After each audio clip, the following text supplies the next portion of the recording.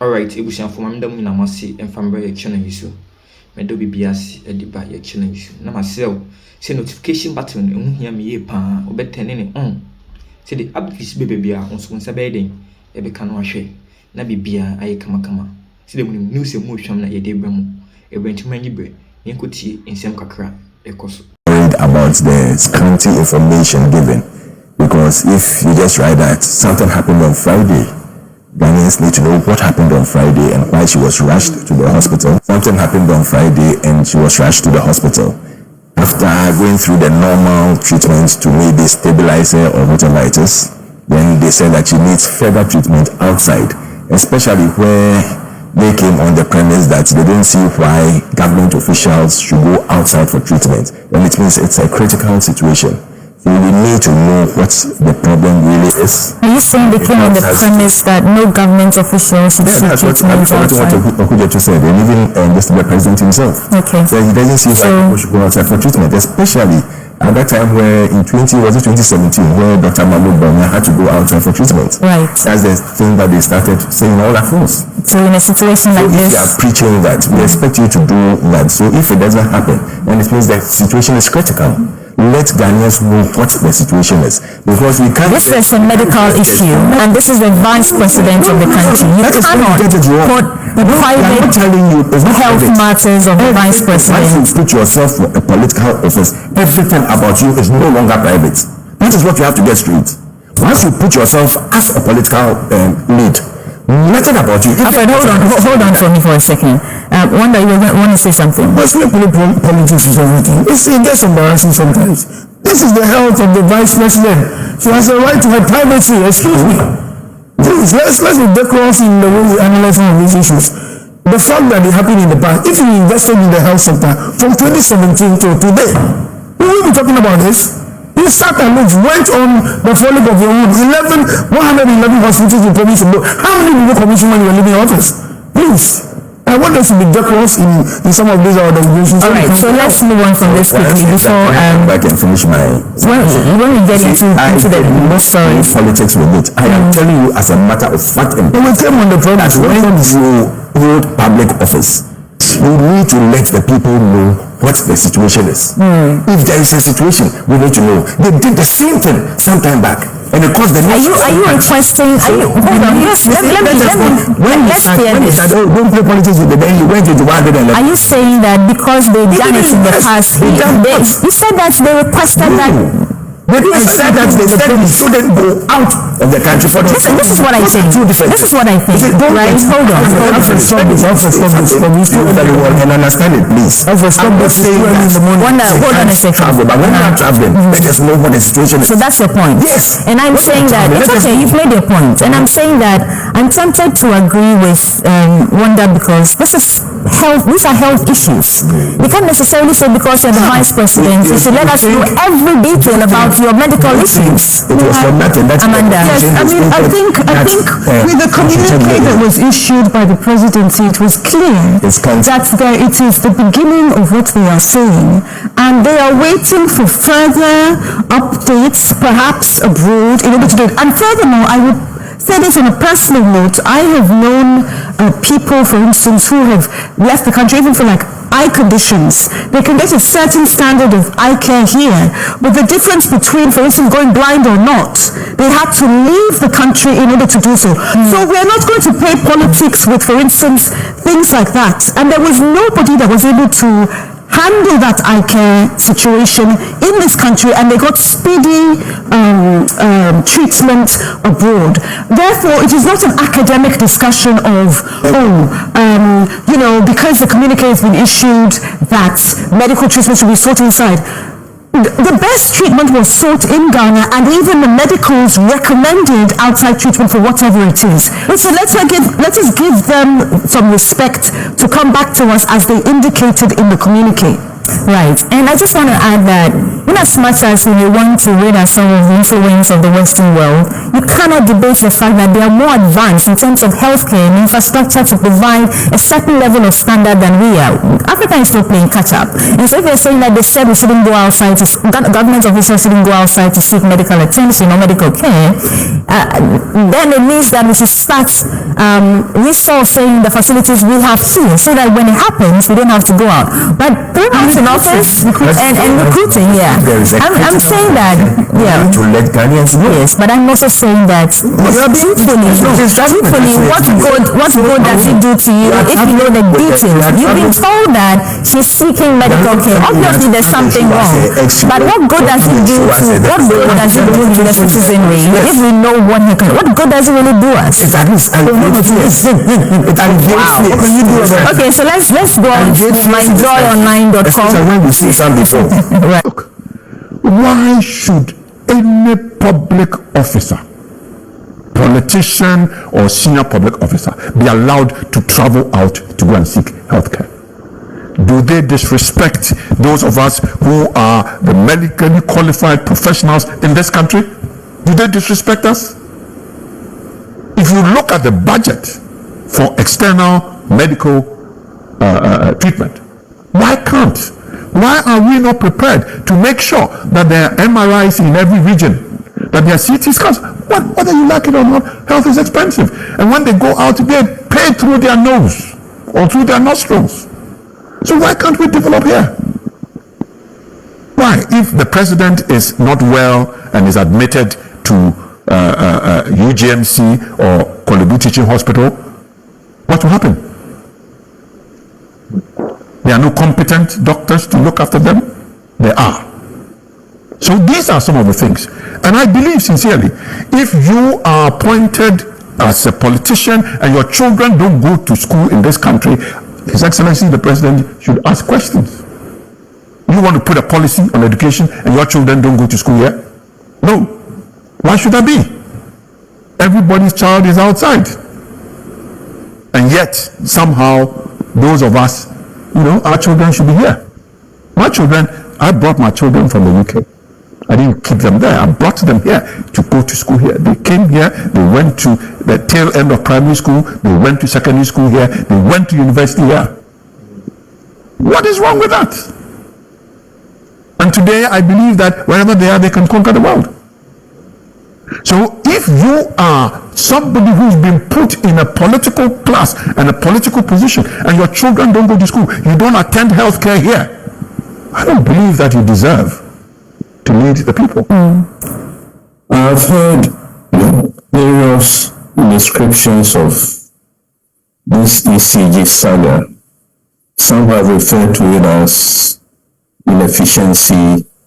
Others have suggested it's mismanagement. I think those descriptions are understatements. That what we are looking at, or what is staring us in the face, is clear organized criminal activity.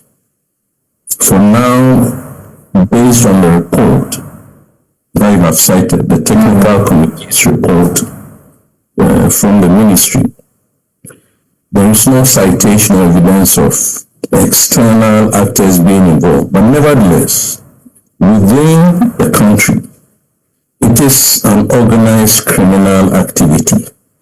When we go back decades to the era of General Champon, this is clearly economic sabotage by a few individuals, and unfortunately, by institutions the state has set up to promote the well-being of the state, i.e.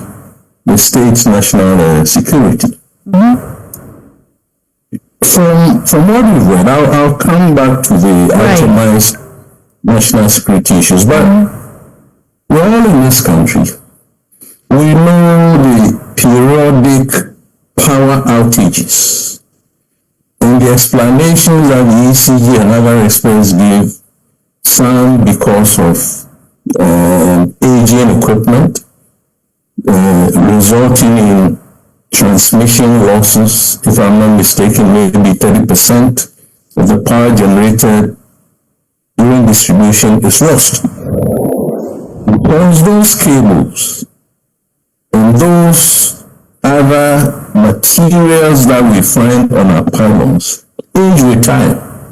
Every day when the African sun rises, they expand. In the evening, in the night, when the temperature cools down, they contract. And if any one of us has done basic science, expansion, contraction, expansion, contraction, over a period of time, will result in degradation. Right. Which is why ECG, being the managers of power distribution, need to import material to replace the aging material. And that is where the problem starts. That by diverting this equipment, by the way, we are not talking about containers. I think that is also another misperception. That everywhere you read containers, they are not containers. They are not empty containers. They are containers filled with ECG equipment, either cables, either meters, or transformers, and probably more items. So those are things that are being diverted, not the metal containers. Okay, and we'll get incisive with the issues.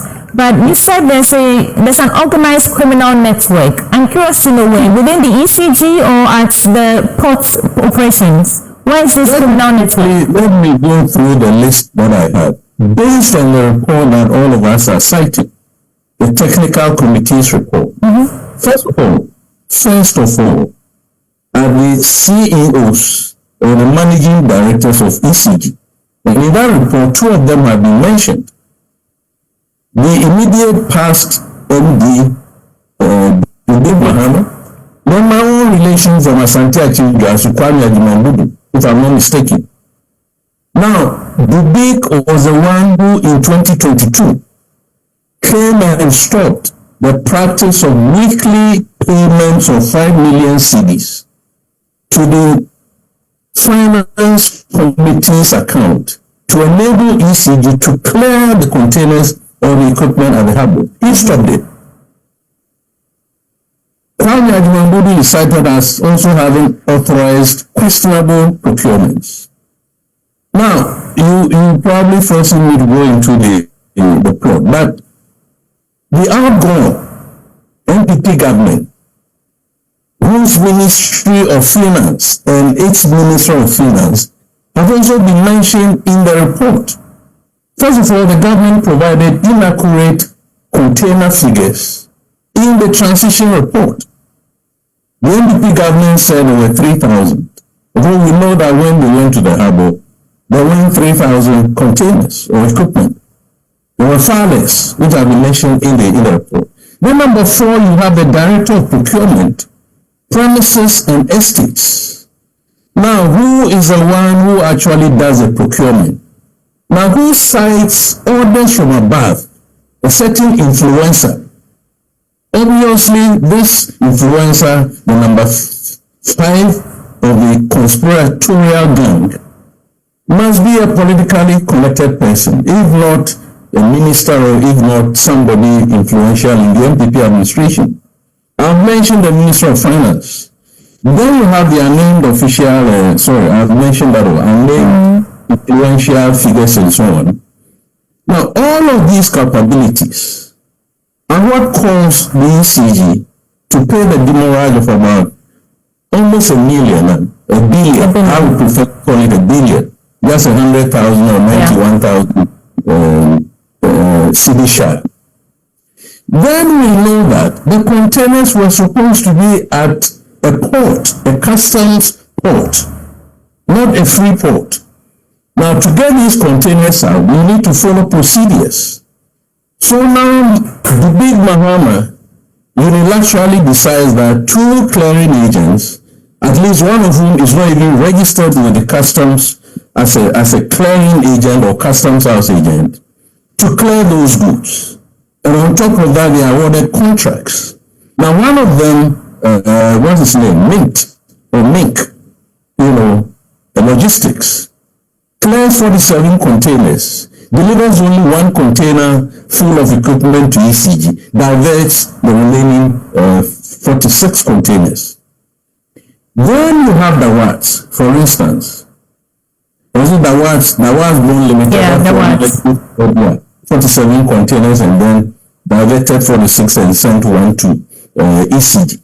GAPOA has got answers, questions to answer, as I've said. And that is the 12th entity.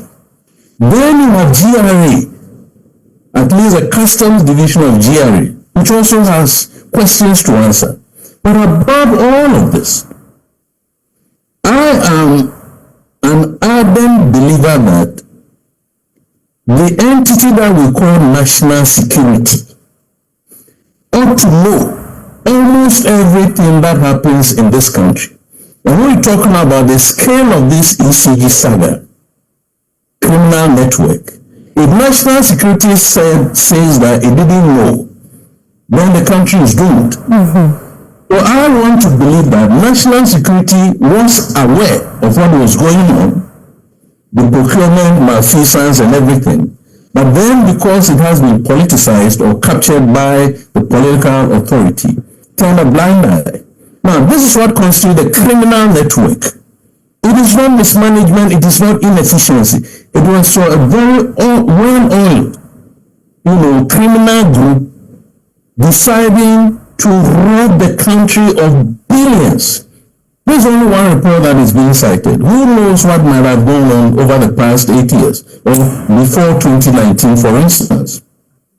That is how we want to look at it. And indeed, if you look at it as an organized criminal network, then you begin to wonder why people are even still out, even in their houses. Well, all of these elements mentioned in the report should have been minimum invited by national security or any of the security agencies to answer questions. Right. Colonel, I know that the Ghana Ports and Harbours Authority, the Customs Division of the GRA, and in fact ECG's own security teams all play a role in overseeing cargo movement. And you're saying that this is a criminal cabal of assaults, right? How is it that they're able to hide from all these security agencies and actually perpetrate a crime like this? How is it possible that GAPOA, Customs Division of GRA, ECG's own security are able to see something and say something to the point where we are here now? That is what I'm trying to explain, that when the Director of Procurement, Premises and Estates, that he over-procured based on orders from above, you can only go to the Presidency, Jubilee House. That is the highest authority in the land. But even if not at the Presidency, between the Presidency and the Ministry, somewhere within the political party architecture, there was a very influential person who was able to determine that, look, every week, whether you need a material or not, you keep importing. And then this manager comes, you don't understand that the MD acted the way he did without political influence. To say that from 2022, there will be no more transfers of 5 million cedis to the finance department for the purposes of clearing the containers at the harbor, allows the containers to pile up, which is a term that is used in the report, and then unilaterally decides that he has appointed 2 logistics companies to do the clearance. By the way, the report also indicates that at some stage, ECG was importing over 700% of what it needed. When Mahama Dube came to the scene, ECG was importing about 800-900,000 million worth of goods. This went up to close to, is it 900 million or 800 million, for instance. And we all know that ECG was not maintaining the infrastructure. It ended up diverting these materials to companies now to melt and then process into ingots or whatever and re-export at a time when our infrastructure has deteriorated and creating constant Men call it doom song. Power outages. And this is criminal. Right. This sabotage. As I started by saying, if we were in the days of a champion, and somebody called me this morning from Addis Ababa and said, look, let me give you my 2 cents before you appear on this Joy show. That people were killed during a Champions era for far less than these amounts that we are talking about. And the businesses that are going down and under because there is no power to sustain production. The individuals, the health facilities who need power in order to deliver health. Yeah. It's a whole range of very serious issues. Right. Can I please, let's pause here. Let's leave the Chinese. Why Ghanaians, influentially placed, should undermine the state to this level? It's something that baffles anybody. Right. And I'm challenging those who stand on the high ground and say that Ghana doesn't want coups. And when these things happen, which are symptoms of serious malaise with the way we run the country, they're all quiet. Okay, we have to pause here. Let me admit Mr. Collins Sadumaku Mensah, he's former deputy